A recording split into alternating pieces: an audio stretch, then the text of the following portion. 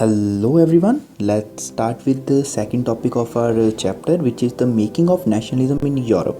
बच्चों इसका मतलब है कि कैसे यूरोप में नेशनलिज्म लोगों के अंदर धीरे धीरे आना शुरू हुआ था। अभी तक बच्चों हमने बात की थी 1789 तक कि 1789 में क्या हुआ।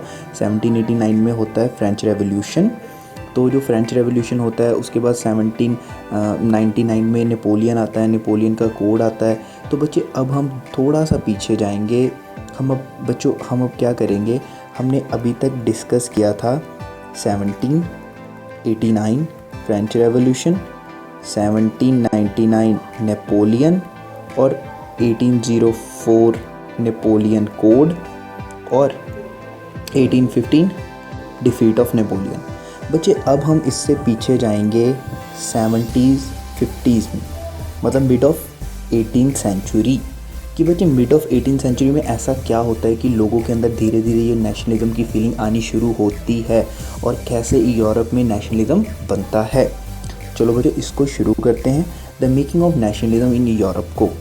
बच्चे मिड 18th सेंचुरी में क्या था कि यूरोप में कोई भी नेशन स्टेट नहीं था। जो सोसाइटी थी यूरोप की वो डिवाइडेड थी लैंग्वेज के बेस पे, हिस्ट्री के बेस पे, ट्रेडिशन के बेस पे, और जो चीज़ें एक नेशन स्टेट को बनाने के लिए ज़रूरी थी बच्चे उन्हीं चीज़ों के ऊपर सोसाइटी डिवाइडेड थी। कि जैसे हमें पता है कि नेशन स्टेट क्या होता है, जहाँ पे एक तरह के लोग रहते हैं, सेम लैंग्वेज बोलते हैं, सेम हिस्ट्री बोलते हैं, सेम ट्रेडिशन बोलते हैं, और गवर्नमेंट और लोगों के बीच में एक एग्रीमेंट होता है।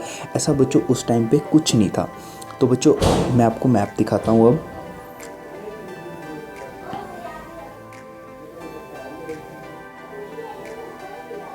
ये है बच्चे उस टाइम पे यूरोप का मैप।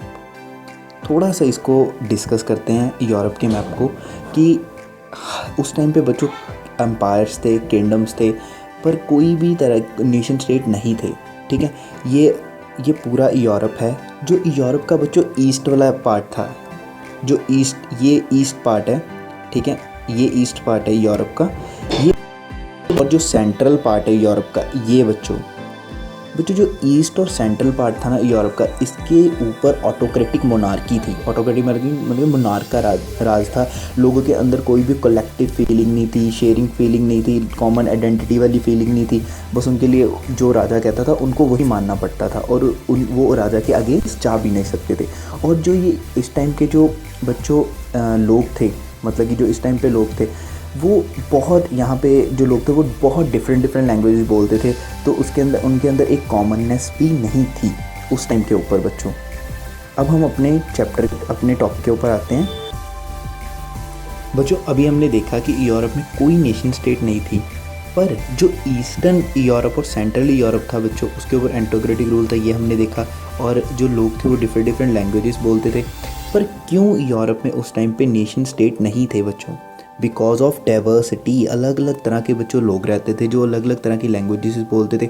उस डाइवर्सिटी की वजह से अलग अलग तरह के ट्रेडिशन फॉलो करते थे। उस डाइवर्सिटी की वजह से बच्चों लोगों ने कभी सोचा ही नहीं कि उन्हें एक नेशन स्टेट की ज़रूरत है। जैसे हम एग्जांपल लेते हैं बच्चों हैब्सबर्ग एम्पायर की।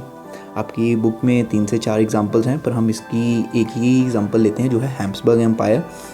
जो बच्चों हैब्सबर्ग एम्पायर था उसमें बच्चों फ्रेंच बोलने वाले लोग भी थे, इटालियन बोलने वाले भी थे, जर्मन बोलने वाले भी थे, अलग अलग तरह के लोग थे। तो क्या ये लोग कभी सोच सकते हैं कि इन्हें एक देश चाहिए? ऐसा नहीं होता बच्चों। और उस टाइम पे जो बच्चों यूरोप की सोसाइटी थी वो 2 हिस्सों में डिवाइडेड थी, एरिस्टोक्रेसी और पीजेंट्री। तो ये बच्चों जो आइडिया ऑफ नेशन स्टेट है ये कैसे आया बच्चों? ये आइडिया ऑफ नेशन स्टेट आता है मिडिल क्लास के आने से।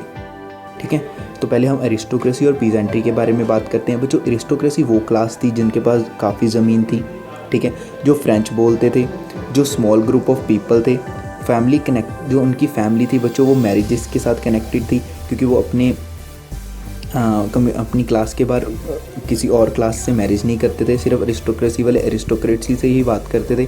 और वो जो बच्चों यूनाइट थे, वो कॉमन वे ऑफ लाइफ, उनका सभी का एक जैसा ही खाने का तरीका, कपड़े पहनने का तरीका, तो उनका कॉमन वे ऑफ लाइफ था बच्चों, ठीक है। जो बच्चों प्रेजेंटली थी ये मेजॉरिटी में थे, पर इनके पास कोई भी पावर नहीं थी, कोई भी लैंड ज़्यादा लैंड नहीं थी, तो इनका काम क्या होता था बच्चों, ये एरिस्टोक्रेसी की लैंड का ध्यान रखते थे, उनके ऊपर फार्मिंग करते थे, उनके ऊपर कल्टिवेशन करते थे, सिर्फ उनकी एरिस्टोक्रेसी की जो लैंड थी उनका ध्यान रखना ही प्रेजेंटली का काम था। पर बच्चे जैसे हम जानते हैं कि इंडस्ट्रियल रेवोल्यूशन होता है, ठीक है, इंडस्ट्रियल रेवोल्यूशन होता है कहाँ पे, इंडस्ट्रियल रेवोल्यूशन होता है बच्चों ब्रिटेन में। तो बच्चों ब्रिटेन में 18th सेंचुरी में इंडस्ट्रियल रेवोल्यूशन होता है, तो जिसकी वजह से एक न्यू क्लास आती है बाहर बच्चों, जिसको हम कहते हैं वर्किंग प्रोफेशनल। इसमें हम इंक्लूड करते हैं बिजनेसमैन, टीचर्स, डॉक्टर्स। तो ये जो बच्चों नेशनलिज्म, नेशन स्टेट का आइडिया है, ये बाय प्रोडक्ट है मिडिल क्लास का। मिडिल क्लास के आने से ही बच्चों लोगों के अंदर नेशन स्टेट का आइडिया फ्लरिश होता है। तो बच्चों ये क्या कहते हैं कि नेशन स्टेट एक, वो कहते हैं, वो आइडिया देते हैं नेशन स्टेट का कि हमें एक अपनी इंडिपेंडेंट कंट्री बनानी चाहिए उन लोगों के द्वारा जो क्या करते हैं बच्चों, जो कॉमन कल्चर शेयर करते हैं, जिनके कॉमन जो एक तरह के ट्रेडिशन है, जो एक तरह की लैंग्वेज बोलते हैं, और जिनकी एक पीछे हिस्ट्री सेम है। तो बच्चों जो मिडिल क्लास है, ये एक न्यू आइडिया देती है, जिसको हम कहते हैं लिबरल नेशनलिज्म। तो ये सब मिडिल क्लास के आने से ये सारी चीज़ें सोसाइटी में आती हैं, जो धीरे धीरे पूरे यूरोप में फैलती हैं। कहाँ, कब से, 1750s से बच्चों। बच्चों अब हम डिस्कस करेंगे लिबरल नेशनलिज्म को। हम सभी को पता है कि जो लिबरल नेशनलिज्म का आइडिया है, ये किसके द्वारा लाया गया, ये एजुकेटेड मिडिल क्लास के द्वारा आइडिया ये लाया गया था, ठीक है। क्यों? क्योंकि वो सारे अरिस्टोक्रेटिक प्रिविलेजेस को अबॉलिश करना चाहते थे, ठीक है, और वो पॉलिटिकली और इकोनॉमिकली कुछ राइट्स चाहते थे, ठीक है। जैसे हम और इकोनॉमिकली कुछ राइट्स की बात करें तो जैसे वो प्राइवेट प्रॉपर्टी चाहते थे, फ्रीडम ऑफ मार्केट चाहते थे, रिस्ट्रिक्शन जो जितनी भी थी इम्पोज हुई थी उनको हटाना चाहते थे, ठीक है। और पॉलिटिकली जैसे हम बात करें, वो इंडिविजुअल फ्रीडम की बात करते थे, इक्वालिटी बिफोर लॉ की बात करते थे, गवर्नमेंट बाय कंसेंट की बात करते थे, प्राइवेट प्रॉपर्टी, ऐसी मतलब कि ऐसी सभी चीज़ों के बारे में वो बात करते थे। तो जैसे हम लिबरल नेशनलिज्म में बात करें, फ्रीडम की, सभी इंडिविजुअल को फ्रीडम होना चाहिए, सभी की मतलब कि लॉ के आगे सारे सभी को एक समान रखना चाहिए, ठीक है। गवर्नमेंट और पीपल के बीच में एग्रीमेंट होना चाहिए, अरिस्टोक्रेसी ख़त्म होनी चाहिए, ठीक है, रिलीजिकल प्रिविलेजेस ख़त्म होने चाहिए, कॉन्स्टिट्यूशन होना चाहिए, रिप्रेजेंटेटिव गवर्नमेंट होनी चाहिए। बच्चों ये सब कुछ अचीव करने के लिए एजुकेटेड मिडिल क्लास ने दो आइडियाज़ दिए थे। पहला आइडिया था नेशन यूनिटी और दूसरा था लिबरल नेशनलिज्म। लिबरल नेशनलिज्म हमने डिस्कस कर लिया है। नेशनल यूनिटी थी कि नेशन की अपनी यूनिटी होनी चाहिए, कि नेशन अब एक यूनाइटेड, लोगों के अंदर एक फीलिंग होनी चाहिए, लोगों के अंदर देश को जोड़ने रखने की एक क्या फीलिंग होनी चाहिए। पर ये सब अचीव करते करते बच्चों लोग फ्रीडम तो मांग रहे थे, पर इसकी वजह से कुछ लोग सफ़र भी हो रहे थे। तो वो थी दो प्रॉब्लम्स कौन फेस कर रहा था, एक वुमेन और दूसरे फेस कर रहे थे जो वो लोग जिनके पास प्रॉपर्टी नहीं थी। तो वोटिंग राइट तो वो डिमांड कर रहे थे, पर वोटिंग राइट किनके पास होना चाहिए, सिर्फ वो कह रहे थे कि वोटिंग राइट सिर्फ उनके पास होना चाहिए जिनके पास प्रॉपर्टी है, ठीक है। और state to state trade restriction भी लगा रहे थे बच्चों, ठीक है।